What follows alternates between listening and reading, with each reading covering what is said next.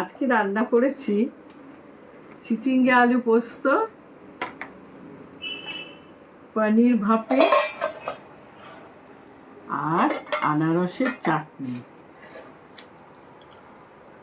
এই মেয়েকে খেতে দেব, মেয়ে এখন খাবে এই কচুর শাক, ভাত, এই যে পোস্ত।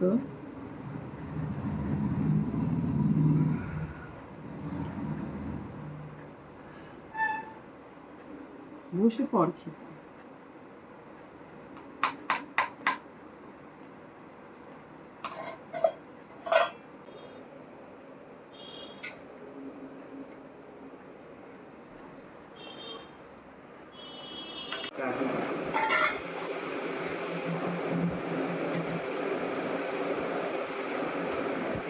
কাজু কাজু ভালো, কাজু রান্না দিলাম